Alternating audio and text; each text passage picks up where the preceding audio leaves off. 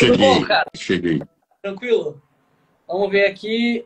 A Jéssica tá checando ali. Ah, que você deu uma saidinha ali, né? Não sei. É que você deu uma saidinha ali. Acho que ele vai atrasar, né? Vocês estão conseguindo ver nós dois e ouvir nós dois? Wagner, tudo bom? Se vocês estão ouvindo normal, se puder escrever aqui no chat rapidinho, só pra testar uma coisa. Mas eu tô achando que sim, cara, porque o chat tá funcionando. Ó. Tem uma galera entrando. Ah, Abel, boa noite.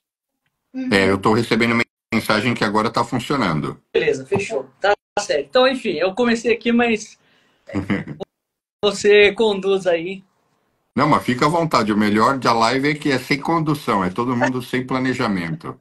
É, então, você estava contando, né, que você aprendeu inglês você foi pegar em livro só quando você começou a dar aula.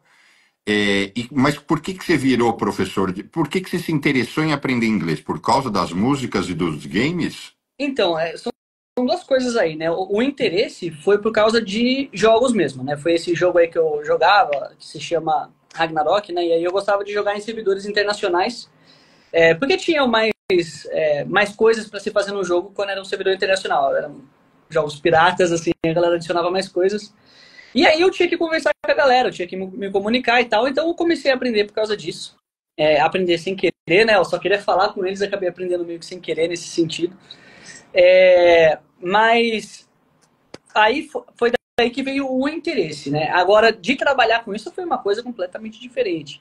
Eu comecei a trabalhar com inglês mais por necessidade mesmo. Foi uma época, eu trabalhava numa usina de cana-de-açúcar, assim. Cara, sabe aquela história eu vou tentar sorte em São Paulo. Vou para São Paulo, vamos ver qual é que vai. Foi basicamente isso. Eu morava no interior, né? E eu tava trabalhando numa usina de açúcar e eu já tinha inglês quebrado, mas funcionava, né?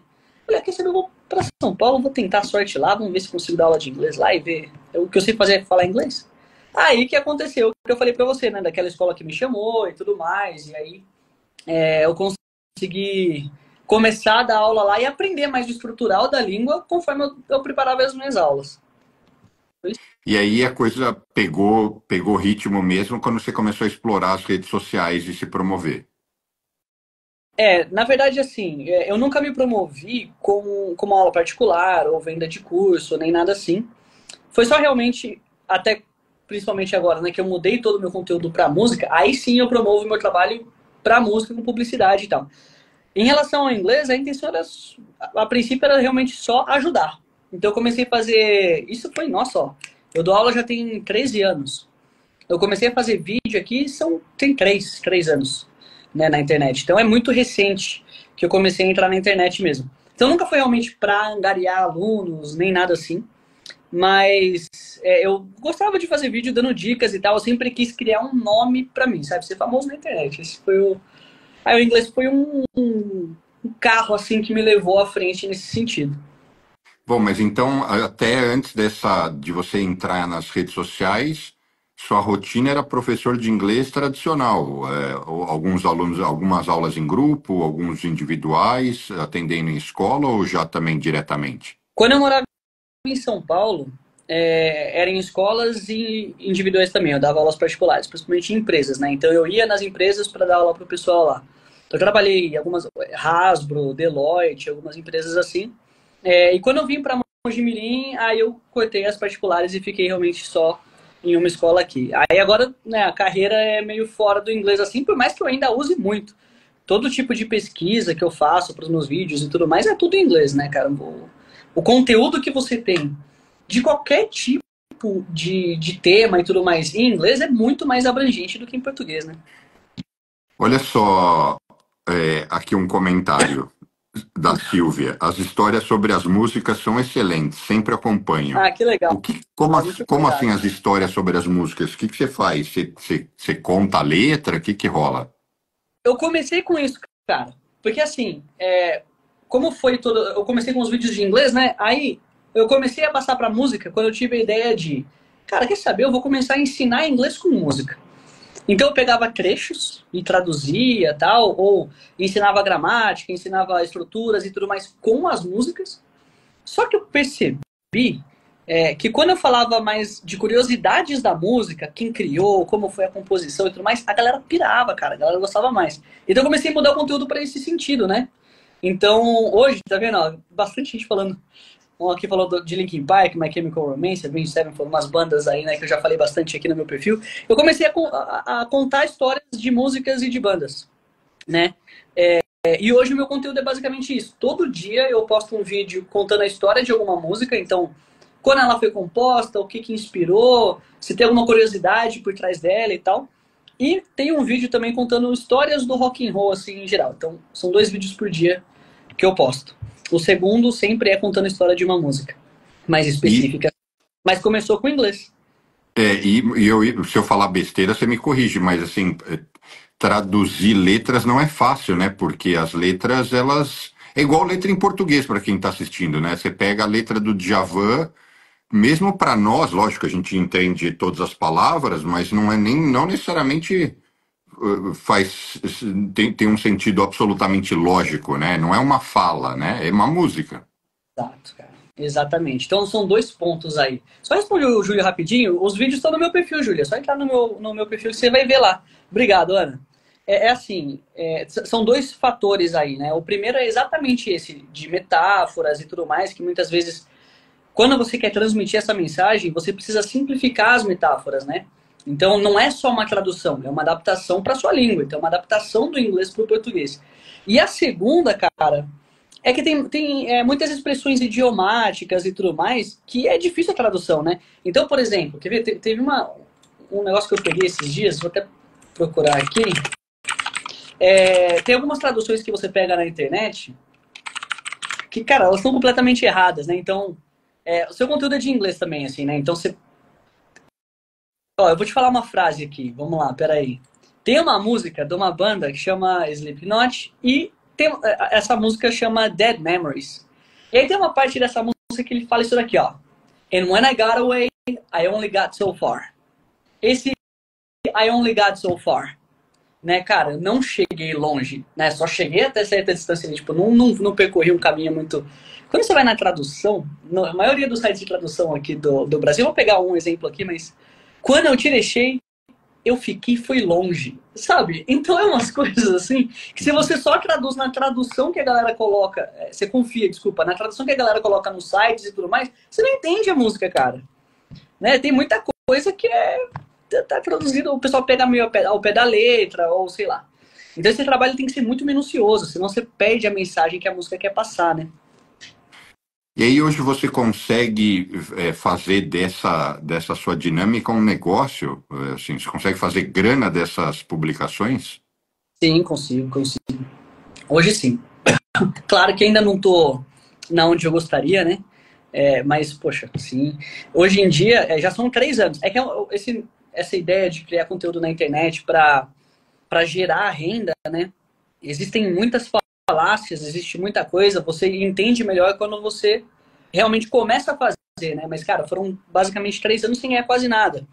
Esse ano que eu comecei a monetizar, eu ainda não tiro tanto quanto eu tiro como professor, né? Então ainda sou CLT, ainda sou professor, mas eu tô chegando ali já, assim. Então sempre tem um... Mas, ó, um exemplo. Isso aqui vai ter um unboxing depois Não sei se eu faço hoje ou se eu faço amanhã. Isso daqui é um convite que eu recebi para um evento que vai rolar esse fim de semana agora.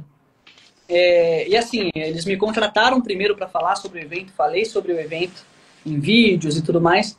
E aí depois eles me chamaram para ir e tal. Então já teve aqui também um complemento assim bem legal para renda, e tal. São várias, é mais publicidade mesmo assim, né, que a gente consegue monetizar nesse tipo de trabalho. E é um evento de música, suponho, Isso é o Notfest, esse que o Riquelme escreveu aí. que é presencial ou online? Ele é um festival, né? Então vão ver algumas bandas de rock and roll, de metal e tudo mais aqui pro Brasil, em São Paulo. Vai ser sábado e domingo, eu vou só no domingo. Então, assim, eu tô fechando algumas parcerias com eventos, com festivais, com shows. Agora eu tô começando a entrar um pouco nesse trabalho de jornalismo também, né? Para cobrir os eventos, fazer as matérias e tudo mais. Esse ainda tá bem no comecinho, mas é um novo projeto. Então, é pista sim, Rick. E aí, bom, vamos do começo. Como é que você vê, enxerga e até mesmo explica para a galera que te segue a importância de falar inglês? Cara, hoje em dia, né, quando eu era moleque, eu lembro que o discurso dos meus pais sempre foi de o inglês é um diferencial, um ótimo diferencial. E, cara, hoje não é mais, né? Não é uma necessidade. Para tudo, cara. O inglês ele potencializa suas chances em qualquer coisa. Por exemplo, no meu caso agora, assim, para ser bem direto, né? Só o tipo de informação que eu tenho acesso em relação às músicas, os eventos e tudo mais, tudo que eu trago nos meus vídeos, eu só trago porque eu falo inglês. Porque se eu não falasse inglês, cara, o que eu tava falando, né? A internet, putz, é 99% em inglês, 1% em português. O que você aprende de português na internet, principalmente do que vem de fora, você já está aprendendo com uma intervenção, que foi a intervenção, pelo menos uma intervenção, que é a intervenção de quem traduziu. E quando você aprende algo, você adquire alguma informação de alguém que já traduziu alguma coisa, vai ter um pouco de viés ali. Quanto mais intervenções, mais vieses, né? Você vai ter mais alterações e tal. É o famoso telefone sem fio. Quando você vai direto na fonte, e normalmente a fonte vai estar em inglês, você pega a informação crua, você pega a informação real. Isso em qualquer área, né? Eu tô falando aqui da música, mas é qualquer área. No São todas... manual, no manual de aviação, em qualquer coisa. Eu ia dizer justamente isso. Eu acho que a importância do inglês é o acesso a outras fontes de conhecimento e conteúdo, sejam livros, sejam sites, sejam pessoas que publicam conteúdo das mais diversas formas, né? Hoje o YouTube é um mar de conteúdo. Eu sempre brinco que quando um dos meus primeiros desafios de informação, eu trabalhava para um economista e ele falou, ele comprava empresas, né? Ele falou, a gente vai comprar uma rede de franquias, uma escola de inglês. E eu não sabia nada de franquia. E não existia YouTube. Então eu corri para Saraiva para ver se eu achava um livro de franchising. E não tinha. Enfim, com sofrimento, eu conheci um cara que trabalhava numa rede de franquias. Eu fui lentamente aprendendo, mas essa era a realidade quando eu comecei.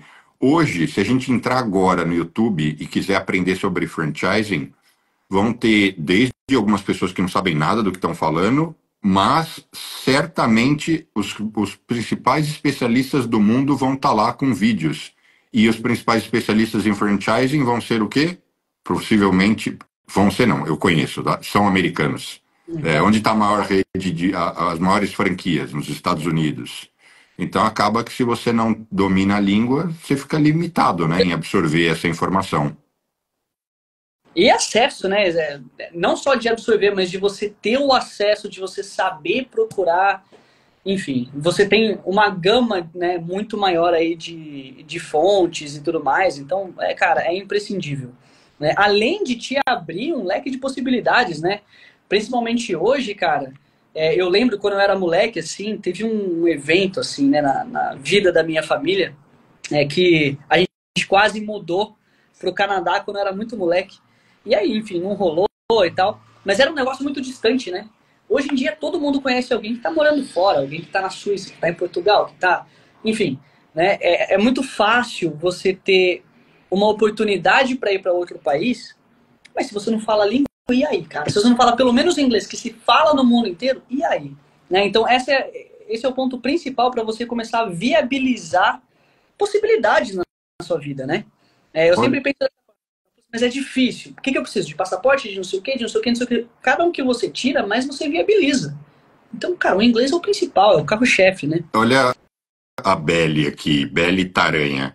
Qual a sua opinião, qual a opinião de vocês sobre aplicativos como o Duolingo? Você que é o mestre, depois eu te falo a minha experiência com o Duolingo. Tá certo. Vamos lá. Eu acho que é um complemento legal, tá? Não tiro a utilidade, né, do Duolingo como um complemento, mas não é o que vai te ensinar realmente a falar a língua. Então isso é ponto, né? Quando você pega, faço aqui todo dia, tal, eventualmente eu vou conseguir me virar. Não acredito que vai ajudar dessa forma, enfim. Mas é um ótimo complemento, assim, principalmente quando você já está fazendo algum curso, né? Porque o contato com o inglês, ele tem que ser frequente, não é diário, é frequente, para você diminuir ao máximo a linha do esquecimento. Você aprendeu alguma coisa, você praticou um pouco de inglês, conseguiu, né, captar uma informação, teve um intake legal. Primeira hora você já vai esquecer um tanto, segunda hora, enfim, e vai assim, né? Quanto mais você pratica, seja pelo Duolingo, seja assistindo um vídeo, alguma coisa, você vai, principalmente ativamente, por isso que o Duolingo é legal nesse sentido, tá? Assistir vídeos, assistir filmes é passivo, né? Você não tá fazendo nada, você tá tendo uma prática ali, mesmo uma prática passiva. Uma prática ativa, onde você vai fazer um exercício, alguma coisa e tal, você mantém a linha do esquecimento ali em cima, né? E, enfim, eventualmente, depois de um tempo, o progresso realmente é maior. Mas não é só ele sozinho não faz nada. Bom, você vê como eu tô por fora. Eu achava que o Duolingo, até você começar a falar, eu achava que o Duolingo era só uma ferramenta de teste, né? Porque na época que eu vim estudar, eu tive que fazer o TOEFL, era uma prova presencial, é, e eu ouço agora pessoas dizendo, não, agora você pode escolher, as universidades aceitam também o Duolingo. Então eu achei que era um site, do mesmo jeito que você pode fazer o TOEFL agora de outras formas, é um site que você ia lá para avaliar seu nível de inglês. Eu não sabia que também é um site que você faz exercícios. Ele tem uns exercícios diários, né? E aí você vai aumentando níveis, enfim. Tem um esqueminha assim. E aqui, ó, a Lady of the Phases. Contem um pouco de como vocês aprenderam inglês. Eu vou contar o meu lado e depois você o seu, Rafa. Eu aprendi inglês inicialmente viajando, do mesmo jeito que uma criança aprende português, ou seja, ouvindo e falando. Só que conforme eu fui ficando um pouco mais velho, eu fui percebendo que a gramática era zero. Então é igual alguém aprender português e nunca ir para a escola.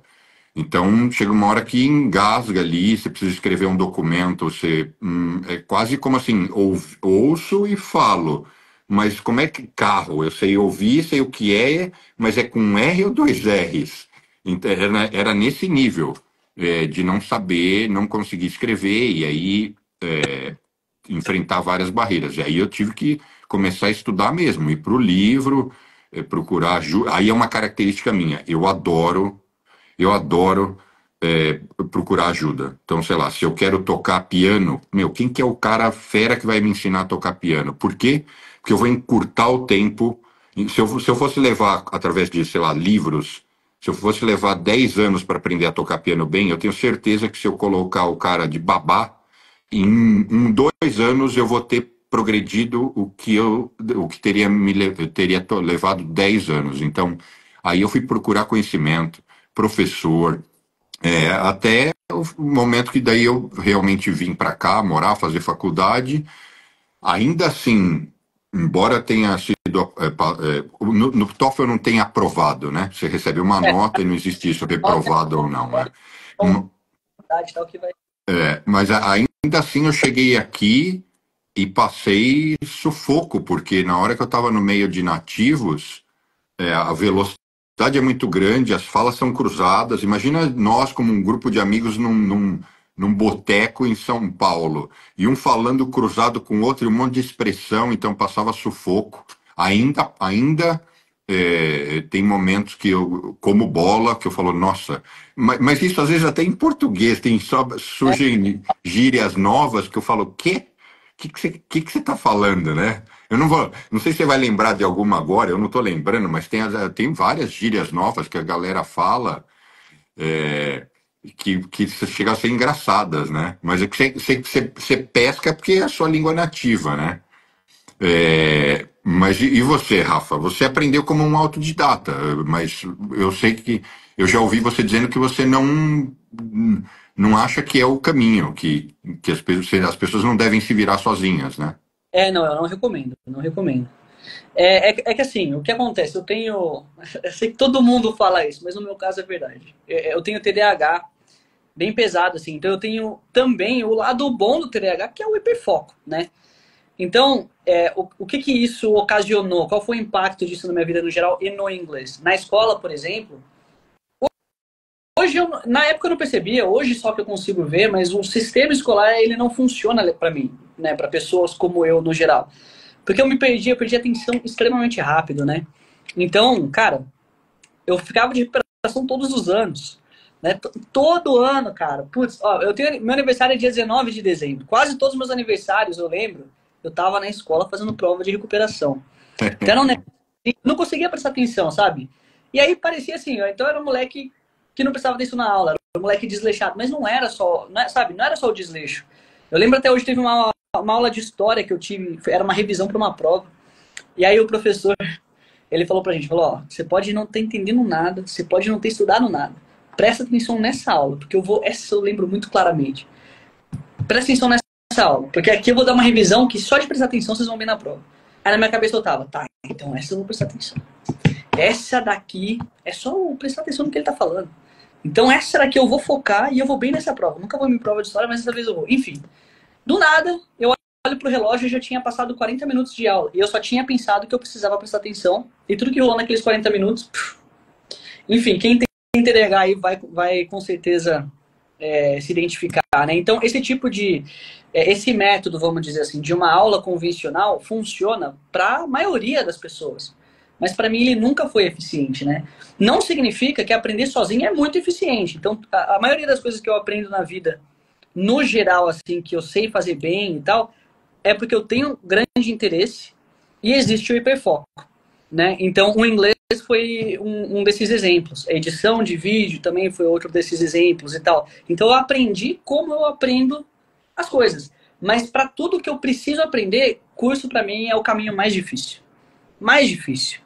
Eu fiz recentemente, cara, foi ano passado, eu acho, um curso para tirar o CPI, né, de Cambridge e tal, e já depois dos 30 anos.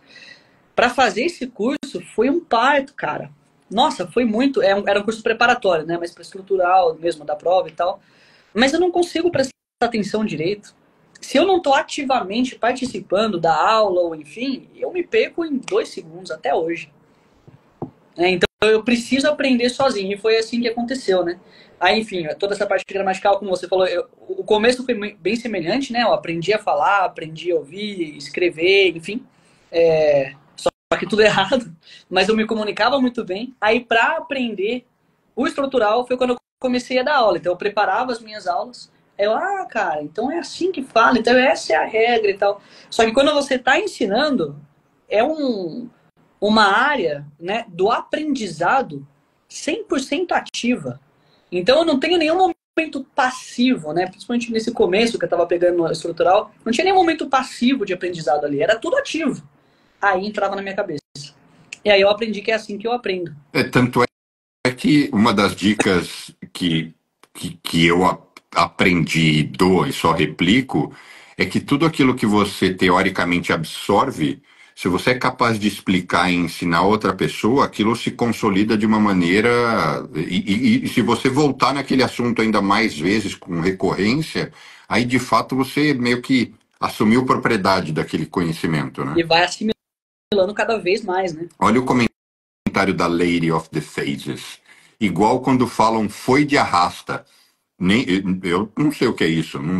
Esse é difícil. Esse eu não estou conseguindo nem deduzir. Foi de arrasta, tipo, fluiu, foi embora? Perdeu, já era. Significa.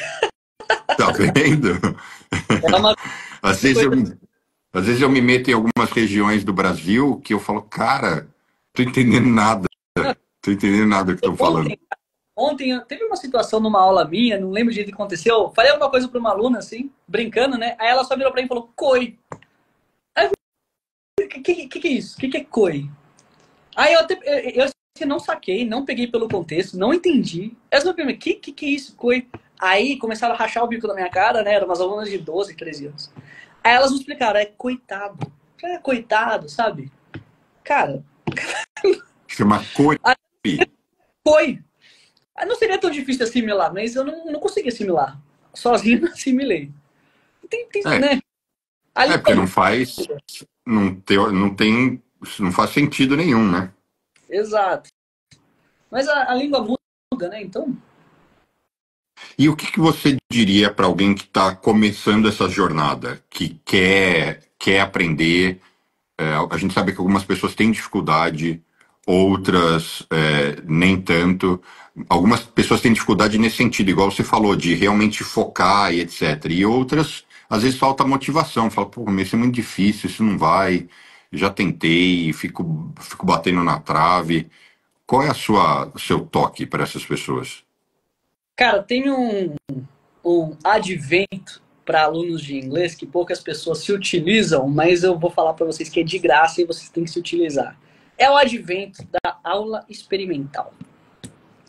Então, cara, seja uma escola, né, se você prefere aulas em grupo e tudo mais, seja professor particular, façam aulas experimentais. Se você está realmente com vontade de aprender e quer dedicar nisso, precisa de dedicação. Não tem como aprender sem dedicação, sem disciplina e tal, enfim. Isso é o que todo mundo já sabe, né? Mas não pega um professor, pega 4, 5. A maioria dos professores de escolas oferecem aulas experimentais. O que é isso?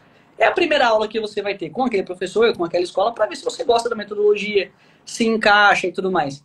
E procura um professor que vai te fazer se sentir bem, né? É porque além de toda a didática, além de todo o domínio da língua, né, que o profissional precisa ter, o inglês, lugar de aula, seja na sua casa, tendo uma aula online, ele precisa ser um lugar psicologicamente seguro e confortável, né? Porque o que é o aprender inglês? O aprender inglês é você pegar, depois de adulto, principalmente, né, depois de já formado e tudo mais, pegar a sua maior insegurança, a sua maior fraqueza e expor. Você vai pegar exatamente aquele ponto de, cara, eu sou terrível aqui, tenho uma vergonha absurda, porque eu sou terrível, eu sou péssimo, mas eu vou expor. Então você tem que achar um lugar seguro para você expor isso, uma pessoa segura para você expor isso. Eu acho que travou a live, parece. Não, acho que travou só para Silvia. Pelo menos o resto está dizendo que está rolando normal. Mas esse é o principal, assim, pega uns 3, 4 professores, escolas, faz aula experimental. Achou um fala, puta, cara, ó, encaixou. Me senti bem aqui de errar na frente desse professor aqui e, cara, ele foi gente boa, ele me explicou, não sei o que. Gostei, rolou. Você não precisa entender o porquê que rola. Você tem que sentir que rolou. O professor tem todo... Ele que tem que ter a teoria, né? Eu faço isso por causa daquilo, eu corrijo dessa forma por causa desse resultado. O aluno não precisa saber disso, mas o aluno precisa sentir que existe progresso, né? E que ele está confortável. Então faz umas 4, 5 aulas experimentais aí, pega um professor que encaixou. Mas não aprenda sozinho. Né? Pega alguém, que foi o seu caso, por exemplo, né? De cara, eu vou buscar quem sabe para me levar até lá, faça isso. A não ser que E hoje, quem tiver assistindo e não for de Mogi, consegue ter aula com você? Não, eu não dou aulas particulares mais. Já dei um tempo, tá? Mas daqui agora eu tô focando a carreira mais no conteúdo de música e tal. Então, o que a pessoa pode fazer é te seguir e aprender com o seu conteúdo. Mas pode mandar mensagem que eu tenho indicações, sim, tem indicações. Você conhece, né, ao longo do caminho, assim, os professores que são ótimos, pessoas profissionais que, né, a gente indica de olho fechado, assim, claro. Não comigo mais, né, porque, enfim, agora é porque o meu foco maior está em fazer essa outra carreira funcionar, né, então... E qual a maior dificuldade das pessoas, já que você já acompanhou centenas de milhares de alunos nessa jornada? Eu vejo, assim, duas, né, tem uma que é uma dificuldade geral, assim, e uma outra que, assim, é o que o brasileiro sempre fala. Vamos lá. A primeira, que é geral, é exatamente de se sentir confortável para falar, para errar. Porque muita gente fala, ah, cara, mas eu não sei falar nada e eu tenho vergonha de falar, eu tenho medo de... Cara, aí você consegue resolver isso, na verdade, né, com um bom professor. Quando você encontrar esse professor que vai te fazer se sentir confortável. Mas esse não é o seu trabalho, esse é o trabalho do professor. Né? Você tem que achar um professor que vai conseguir te deixar confortável. E o segundo, cara, é o famoso, cara, eu ouço, eu entendo bem, mas eu não consigo falar. Eu não sei formar frases. Né? Mas isso não é uma coisa ruim, isso é uma coisa ótima, na verdade. Né? E é por isso, principalmente, que você precisa de aulas. Mas eu vou explicar o porquê que, na minha visão, isso acontece. Né? Acho que putz, a maioria da galera que está assistindo aqui deve se encaixar nessa questão. Né? Putz, entendo, não sei o que, mas não consigo falar. Quando você ouve uma frase, por exemplo, sei lá, eu sou muito bom jogando futebol. So I'm very good at playing soccer. I'm very good at playing soccer. Então, você ser bom em alguma coisa, falou de habilidade, é sempre at. Quando eu te falo isso, você entende a minha frase.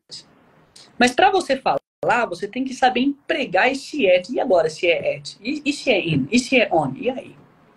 Então, toda vez que você pensa, putz, mas eu sei falar, eu sei o que ele tá falando, mas na hora de falar eu travo, eu não entendo o que é isso que acontece. Você pegar uma estrutura pronta e entender essa estrutura é muito mais fácil do que você ter que empregar cada palavra, cada preposição, cada verbo, conjugar, não sei o que e tal. Mas de você entender já é ótimo, cara. A gente tem 4 habilidades no inglês, né? Que é falar, ouvir, escrever e ler.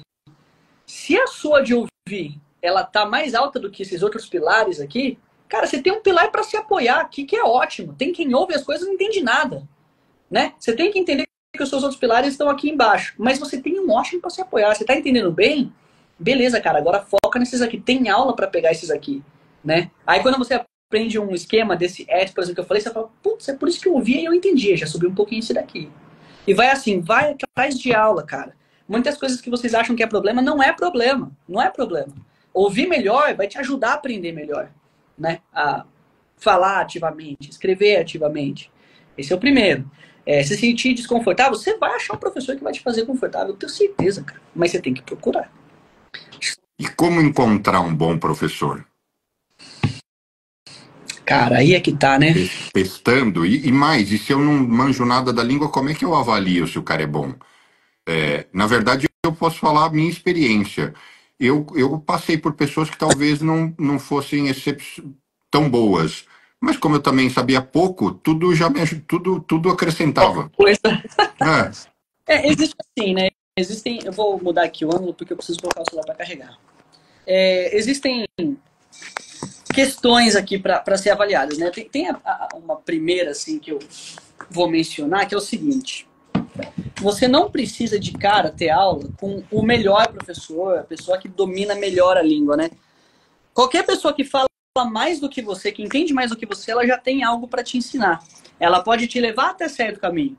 Você vai perceber, muitas vezes, que... Peraí, que não tá carregando o celular.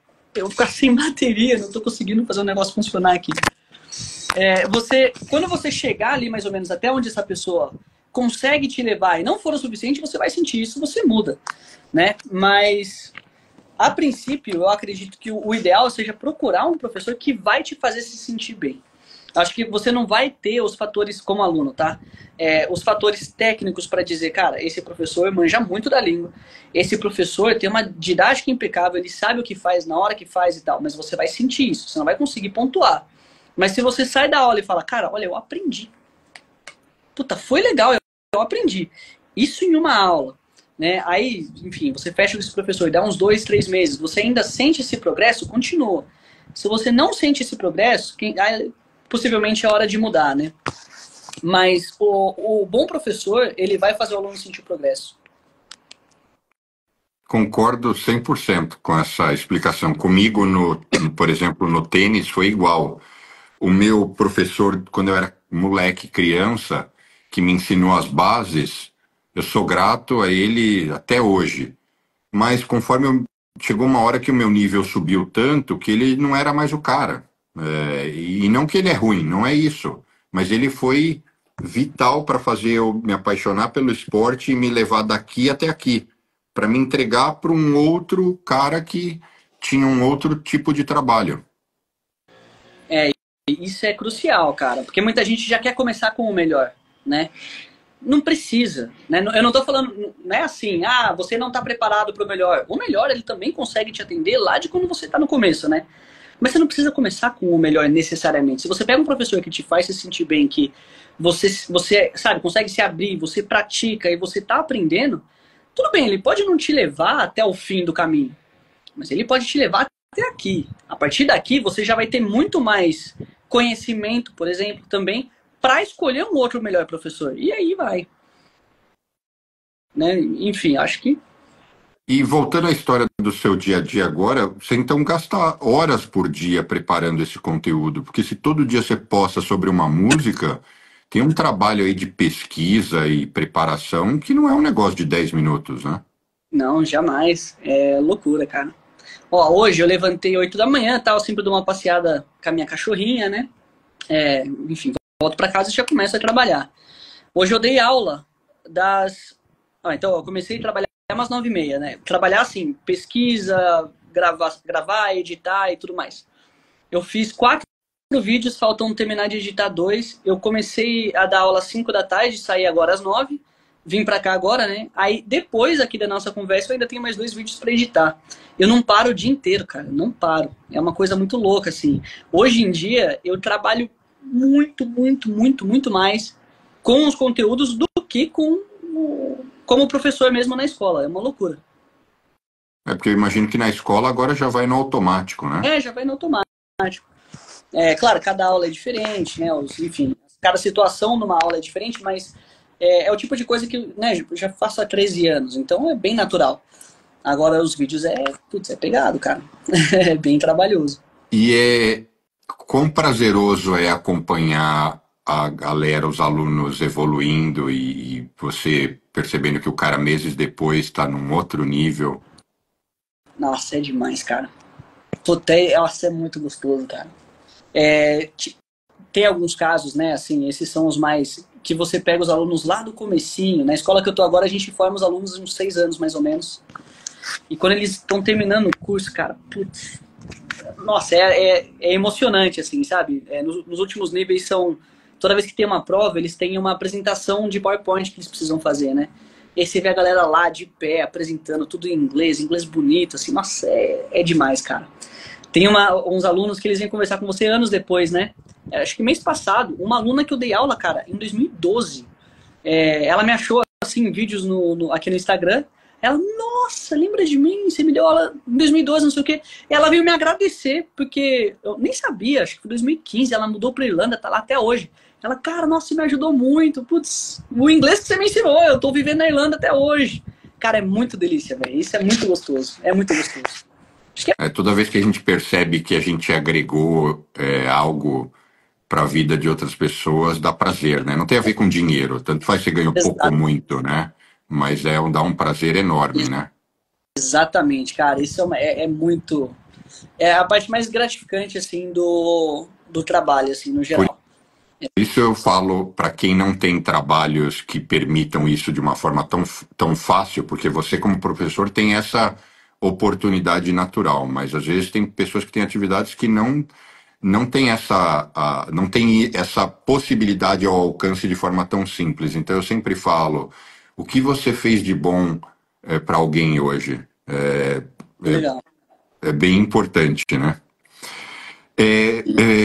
Sobre música um pouco, será que teremos de novo um pleb rude ou rock nacional? Será sempre algo nostálgico e o novo rock nacional morreu? Bom, eu vou emendar com a pergunta aqui do Ramos e vou dizer o seguinte: eu sempre curti rock, eu cresci naquela fase das bandas de Seattle, eu vi aqui alguém falando que você curte Nirvana. Cara, eu É, sou do... mesmo aqueles caras que eram famosos, mas que hoje em dia muita gente nem. Nirvana, muita gente jovem ainda sabe o que é, porque Tem um legado. ficou, né? Agora você fala, eu curtia Alice in Chains, a pessoa fala, o quê? Não sei o que é isso. Então tem muita banda que não alcançou. Mas hoje o rock perdeu a importância e a visibilidade que ele tinha, não? Mais ou menos. Porque, assim, existem vários fatores aí, né? Mas, na verdade, cara, o rock sempre foi muito popular com a juventude, né? Sempre foi com a molecada. É que daí, eventualmente, né, as gerações vão mudando e tudo mais. Então você pega, por exemplo, o grunge, né? Que é Nirvana, Alice in Chains e tudo mais. Ali nos anos 90. Eles agradavam a molecada.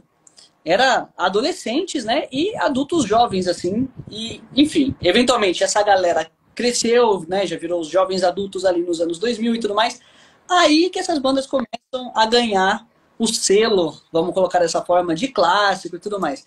Mas esse papo do o rock morreu, o rock do jeito que era, não existe mais, ele já vem de muitas décadas, né? Quando o grunge apareceu, quem tava morrendo era o hard rock, né? Você pega o Whitesnake, Aerosmith ainda conseguiu sobreviver um pouco, mas o Guns ali, tipo essa galera, né, dos cabelos mais poodle, assim, eles estavam morrendo, né? Mas eles também mataram lá a galera do Led Zeppelin, do Pink Floyd, lá dos anos 70, enfim. Vem assim, a gente tem uma cena muito forte hoje, principalmente no metal, né? Depois eu entro nessa do rock nacional, que o Rapaz Me Sonora é um pouco diferente, mas principalmente no metal, a gente tem uma cena muito forte que tá vindo agora, com umas bandas como Bad Omens, que vai vir nesse evento que eu falei agora, né, no fim de semana, que eles é um estilo que chama metalcore, só que eles estão misturando uns eletrônicos, uns negócios meio diferentes assim, que não eram muito comuns no rock and roll, no metal antigamente. E esse é o tipo de som que pega muita molecada, pega muito adolescente assim. Então, para adolescente, o rock and roll tá muito vivo, né? É que não se faz e nunca se faz rock and roll novo, se faz mais muito pouco assim, nunca vai estar no mainstream assim muito popular para a galera das outras gerações, né? Então, por exemplo, no meu caso, eu sou de 88, a minha adolescência foi nos anos 2000. O que era muito forte ali nos anos 2000, muito forte, que é o que a molecada assim amava, era um estilo que chama nu metal, né? Hoje em dia o nu metal tá com um selo de clássico. Hoje em dia é umas bandas assim que todo mundo fala, cara, isso daqui, meu Deus, daquela época, tal. Mas não se faz mais bandas assim hoje. Essas que estão com selo de clássico agora, daqui a próxima geração, a galera da minha idade que vai falar, putz, cara, o rock and roll não se renovou, né? Mas aí a galera que tá hoje, os adolescentes de hoje, dessas bandas novas, vão ser os que vão estar com essas bandas no auge. É um ciclo, né? É um Mas, ciclo. Tem no ciclo. mas o que então eu sinto, e aí você me fala se faz sentido, é o seguinte: nessa época de Nirvana, o rock era mainstream, ele alcançava muita gente. E hoje parece que está bem Ah, nichado. concordo. Você não vê mais em evidência, sei lá, na rádio. Hoje toca, sei lá, predominantemente é tudo pop, né? Ah, sim, isso eu concordo. Isso eu concordo 100%. Tanto aqui no Brasil quanto fora, o rock and roll saiu do mainstream. Então, assim, o público existe, né? E principalmente conquista essas novas gerações com essas novas bandas e tal. Isso é cíclico, sempre acontece. Mas era muito mainstream. Nos anos 90 era. 80 não tanto. Mas 70 era também. Enfim, eventualmente vai voltar. Eventualmente vai voltar. Mas é difícil, cara. É É, difícil. eu acho que volta mesmo, eu concordo. Eu acho que é cíclico, eu acho que pode passar aí uma, 2 décadas, mas uma hora volta. Vem umas gerações muito fortes aí, às vezes não só, né? Mas existe também, existe o dinheiro, né? Então existe todo o interesse da mídia, o interesse do mercado. É lucrativo que o rock and roll volte? Quando for lucrativo, mais lucrativo, por exemplo, no Brasil, né, especificamente, mais lucrativo do que o sertanejo, quem sabe? Hoje em dia esse é um cenário que é inimaginável, né? O sertanejo domina tudo hoje no Brasil, né? Mas, e se um dia ficar cansado? Todo estilo cansa em algum momento. Né? E aí, quando o mercado vê com melhores olhos, né, você vê que existe um público que é faminto por uma coisa que, né, faz falta, né, para toda uma galera, e o que está sendo vendido, o que está sendo empurrado para todo mundo está cansado, o mercado vai dar o jeito de voltar ao rock and roll. Né? E eu acho que isso acontece com vários estilos. Né? Você tem exceções, que é o caso do funk, por exemplo, que, cara, o funk é uma força da cultura, né? Eles invadiram a cultura do Brasil, né? Não, tô falando, não no sentido negativo, eu digo, o funk não teve o apoio do mercado a princípio. Os caras chegaram e dominaram tudo. Então eu acho que o rock and roll não tem essa força. Vai voltar quando for lucrativo. O dia que a MTV Brasil fechou, ali entendemos que o rock, principalmente nacional, entrou em falência. Quem está falando é o Ramos. Eu acho que já está ficando lucrativo. Olha o preço dos ingressos. É porque Tá. o custo para fazer os shows está alto, né? Tá tudo alto, cara. Tá tudo alto. Todos os shows estão caros, cara. É um negócio. Olha só, William, Beatles é a maior banda de todos os tempos? Rapaz, eu defendo Beatles com unhas e dentes. Eu adoro Beatles. Adoro Beatles. E com certeza é a banda mais influente de todos os tempos. Mas não é a maior banda de todos os tempos, eu acho. Mas é a mais influente, com certeza. ela teve a importância porque ela criou uma mudança, né, de cultura, né, de hábito, né? Exatamente. Foi um ótimo exemplo do que, né, salvo as devidas proporções, mas o que o funk fez aqui no Brasil, né? Os Beatles, eles tomaram a indústria da música meio que à força. Os caras foram um fenômeno. Então, eles não foram a onda do mercado ali. Claro que existiu muito proveito do mercado em cima deles. Enfim, uma das bandas mais lucrativas da história. Mas, cara, os caras tomaram o mundo à força. Não tinha como parar os caras. Foi um negócio novo, assim. Cara, o que é isso? E, enfim, foi uma febre, né? Então, muito que é hoje é por causa deles. Rafa, para a gente finalizar, me conta o seguinte: quais seus planos agora futuros com esse trabalho de geração de conteúdo e tudo mais? O que o pessoal pode esperar do que você vai seguir produzindo? Vamos lá, eu vou continuar com o que acontece, né? Um vídeo de música por dia e sempre mais um contando alguma história de rock, enfim. Mas agora eu tô entrando mais também nessa parte de divulgação de eventos e tal. Eu tô com alguns projetos, principalmente, Não sei se eu posso falar o nome de outras plataformas aqui na live, acho que pode, né? Qualquer nome, à vontade. YouTube, né? Agora eu tô começando com vídeos horizontais e tal. E eu tô com alguns projetos. É porque eu preciso. É tudo questão de eu conseguir rentabilizar o que eu estou fazendo para conseguir fazer, né? Mas eu tenho várias ideias, como, por exemplo, ajudar muito o mercado de bandas autorais aqui no Brasil, né? Eu já venho fazendo um trabalho mais ou menos com isso, mas tem um projeto muito legal para o YouTube, eventualmente, ainda não vai rolar, vai demorar um tempo, mas para eu ir em cidades diferentes, estados diferentes, para assistir shows de bandas autorais e tal, sabe, inscrito me chama, ó, Tonela, vem cá. E aí eu vou lá e faço um vídeo, não sei o que e tal, e é um dos projetos, mas ainda preciso conseguir rentabilizar isso, porque senão eu ainda não dou conta desse gasto. Mas eu tô com alguns projetos pro YouTube para vídeos mais longos e tal. Mas por enquanto, daqui, o que vai mudar mais é mais essa questão mesmo de divulgação e de parceria com eventos e tal, para dar essa balançada mais na cena, né? Para começar a tentar trazer o rock and roll à força de novo. É difícil, né, cara? Mas a gente tá tentando. As pessoas estão agradecendo aqui, a gente é que agradece, pô, estão falando que curtiram a live. Os vídeos que você solta no Instagram, esse um por dia, falando das músicas, você solta também no YouTube? Sim, no Shorts. Só que ele é um pouquinho mais curto, porque o Shorts é 1 minuto só, né? Então eu sinto. Tá. É Nossa, gaguejei tudo. É um malabarismo para criar conteúdo para todas as redes sociais. Porque TikTok precisa ser mais de 1 minuto. Aí o Shorts tem que ser menos de 1 minuto. Enfim, né? Então, para eu conseguir postar o mesmo vídeo em várias plataformas, tem que ter uns formatos específicos para ter o lugar certo de cortar. É muito louco. Acredito que você já visitou e conhece o canal Aviões e Músicas, do Lito. Cara, eu não conheço, mas eu já vou anotar aqui. Aviões de músicas? Então olha só. Por que eu tô falando isso? Porque na minha cabeça você tem que virar o Lito da música. O que é a história do canal Aviões e Músicas? Eu sigo ele, acho que minimamente há uns 6 anos, 7 anos. Ele era mecânico de carreira, assim, mais de 30 anos trabalhando como mecânico de aeronaves. O último emprego dele, de mais de 10, 15 anos, ele era o mecânico-chefe da United no Brasil. Então, um cara super preparado e que adorava música. E começou um canal no YouTube sem nenhuma pretensão, para falar muitas vezes de aviação e música, porque ele era fã de música, então, inclusive de rock, como a gente. Que legal. Então ele só falava, só que o canal começou a crescer e ele escolheu o lado da aviação, então se tornou o maior canal de aviação para explicar tecnicamente para as pessoas curiosidades. E ele tem hoje vários quadros. Ele tem desde quadros que contam. Ele tem um que ele chama assim: Senta que lá vem história. E aí ele conta a história de um acidente ou de uma situação no aeroporto que a pista era curta e tiveram que.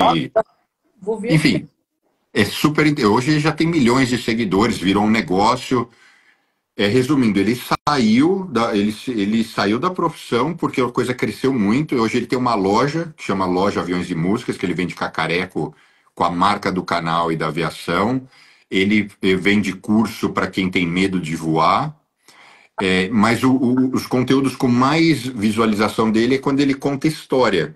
Então eu imagino você num canal no YouTube falando da história das bandas e das músicas, ainda mixando com essa história do inglês, eu tenho certeza que vai ter sucesso. Cara, muito obrigado pela dica. Eu vou dar uma olhada assim, vou dar uma olhada assim. Porque a princípio a minha maior dificuldade de fazer esses vídeos horizontais é manter a qualidade do Instagram aqui, né? Porque meus vídeos são bem editados, é muito dinâmico e tal. Nossa, cara, horizontal é muito trabalho. Então se eu consigo fazer algum tipo de conteúdo que é interessante, né, de assistir, existe esse apelo, e não precisa de tanta edição, nossa senhora, vixe, é o que eu tô procurando. Eu vou dar uma olhada assim. Muito obrigado pela dica, cara. E depois me conta se você curtiu. Se eu tivesse tempo, eu adoraria fazer um conteúdo contando um pouco de histórias e fatos no universo financeiro. Então, por exemplo, como surgiu o Banco Safra, como que a Lehman Brothers faliu. Bom, Mas tem uma demanda assim de preparar todo o roteiro, de gravar. Eu ainda sou bem ruim quando eu e a câmera. Uma coisa é que eu e você, vai embora. Eu e a câmera numa sala, num estúdio, sem ruído, não tem energia, né? Eu falo, meu, isso aqui não vai, cara, tá difícil. cara, mas eu vou te falar, ó, gravando vídeo há 3 anos. Os meus vídeos têm 1 minuto e 10, 1 minuto e 5 e tal. Isso com as edições e tal. Então, assim, de mim falando é 50 segundos. Vai 20 minutos de gravação aí pra gravar os 50 segundos. Eu ainda erro muito. Eu nunca acostumei na frente da câmera, cara. Nunca. Não é? Às vezes a pessoa fala, mas agora é só vai lá, grava rapidinho. Você já... Cara, não é. Eu erro muito, muito, muito, muito. Eu tenho que fazer o mesmo take ali, falando uma frase de 9 segundos.